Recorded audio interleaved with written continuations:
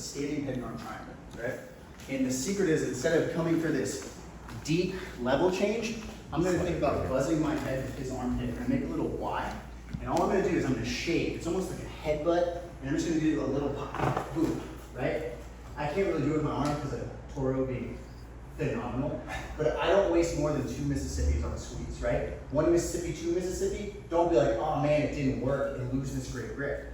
Easy 2 points is to literally swing dance step. I'm gonna swing, my hips are gonna do a slight pop, and I'm gonna yank him like I'm trying to elbow a little kid behind me. Boom.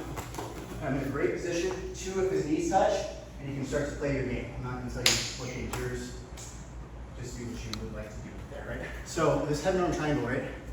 You always wanna go for telephone, but when it fails, come to gable and pinch your elbows. Gives you a lot of control. What I like about it is I've never been a wrestler, like I don't pick up much. In MMA, if I can't get it, I'll drive to the cage and I'll touch. Your guys' natural reaction is to go wide and turn out, right? Before that happens, as I slam him in, you'll see me step behind. And I want to keep the lever long, right? And then what's going to happen is I'm going to sweep and pirouette like a ballerina, riding him down the cage, right? So keeping his legs straight, and boom. Right here, okay? You always want to get out of guard if you can, and pin, but it's just a really, the one that I see, when I see people fail with this is like, you guys being a wrestling club have great level change. You can't tell, I don't level change very much. I'm gonna shade in, boom. My hips are close, right? You'll be tempted to power through for a hip toss. You're just gonna twist your spine. The 2 easiest ones are the kind of the elbow here or outside leg loop, right? Again, if you're gonna go leg loops, don't come here because his knee will bend and keep his balance. Keep your lever long, and I'm gonna, everything I do is kind of like circular legs, right? Very tight circle, step, boom. If you're particularly nasty, you can keep it and catch a dog bar, okay? Something like that, I think? Yeah. So, what is conceptually, why do you hit that corner instead of taking that lateral step with your free foot and then just kind of kicking through almost like a kind of a, yeah. So the reason why is, right, when I come in and I'm popped, just like I just stepped into a squat rack, I'm athletic, I've made Isaac not athletic. He started to overweight his head, right? Yeah. So by adding more weight and spinning, he can't really catch up anymore. It's the same concept as a snap down, right? My snap downs are a dog collar, and I run back. Right? I don't even like try to put my chest on top. I just start running. You gotta think, this is balance and athletic. It's here that you start to get them, and then they lose their balance and they have to belly out, right? Does that answer your question? Kind of like the reaction you get most of the time when you hit that duck and you get into that position. Is he gonna is he gonna stand up? Is he gonna back out? I tried it on a couple of you guys yesterday. This back step kind of happens. He's still loaded. Okay. So I'm gonna start. So you wouldn't even be able to hit that trip anyway. Yeah. If you get tried to. Okay. And then I tend to again ride back up. I love heading on triangle. And again, but I don't waste more than 2 Mississippi squeezes. 1 Mississippi, 2 Mississippi. Relax to a gable grip. Right. Maintain your grip. Don't blow your arms out. You can chair sit to a back tip in that position. You absolutely can chair sit. I run Kimura, head and arm triangle, and chair sit from there, right? Because you can kind of seamlessly transition through all of them, right? So can you get down? Right? So if I'm in a traditional Kimura position, let's do this. And he's on his side, and I'm here, and it's not working, he locks his hands. Knife hand, hide your thumb, hunt through, boom. 1 Mississippi, 2 Mississippi doesn't work. Gable grip, high step. Here, back take. And if you notice, I can capture the arm, now it's 2-on-1, he can't defend the choke. On standing on that post that you're going to be hopping up, is there a certain thing that you're feeling for the timing, him driving back into you with it, or? Really, for the standing pop, I try to make sure that I'm right here, and as I like to pop. Like I try to and you'll see me, I'll touch your feet a lot, because I want you to kind of shove me there. Okay. Boom, right?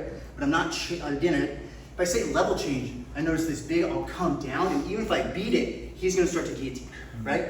I want good structure. I always thought of it like, I'm gonna date myself here, Jurassic Park 2, that dino that hits the dude through the Jeep. Yeah. I'm literally headbutting his armpit.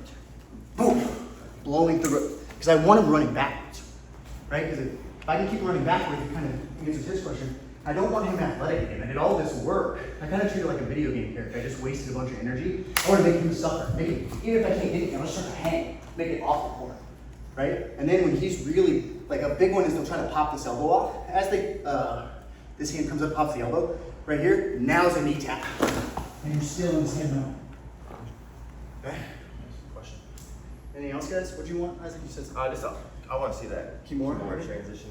So again, we did all this work, we're here, and like, I can't get it, right? They're too strong, right? Knife hand, we hide our thumb, right? If you make a fist, it gives a lot of friction, and it, you like punch, right? I want to be smooth with it. So when I can't get it, knife hand, throw through. One Mississippi, two Mississippi doesn't work.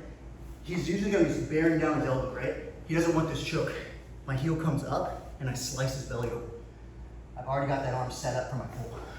Here, boom, boom, right? I'm trying to create sequences where it's just kind of like goosebumps, choose your own adventure, it just gets worse, right? Cool? I know that's a lot. But, And you used a lot of references that 50 to 60% of people get. I'm almost 40, For MMA, do you use any kind of striking setups to get into that? My striking is completely based off of dominant cruise, because I don't have power punches. I throw quantity, I throw 13, hoping to hit 4, right? And it's ticky-tack, like it's like boom, boom, boom, boom. Where I hit this the most, ducking overhand, right? So like I'll jab, that comes, overhand, boom. And it's truly, the way I always kind of, my judo coach taught it to me, was me and Isaac are talking, and I see a car barreling down on us. When I make this entry, it's like you're gonna snatch Isaac and run out of the way of the car. So if he throws an overhand, I throw an overhand, I duck it, and I run. Hopefully into the cage to stop his momentum. And then something I see, that I call in a lot of MMA fights too, throw people off the bounce. If you're gonna run them in, they'll bounce. That's the time to take them down. Don't let them set a good defense. You guys are all super solid guys or heels, making almost every takedown really hard work. If I'm gonna take you down, it'll be off the bounce. As we hit, before you can register and build your defense, you should be already attacking. Guys, when he enters here, watch where his headline is. Because I know everybody's going to go throw this and their head's going to come way off to the right and they're going to get kneed right in the face. Yeah, don't come Watch down. his headline. My eyes never leave your Mat Factory symbol, right? And I have my cover, I throw, boom. And already you'll see me, I kind of try to Daniel Cormier. As I'm running, I want him to go, right? And if you think that you're good at that, you have the cage IQ for it, bounce the back of their head off the post, not the cage. Start to rock them with the cage, right?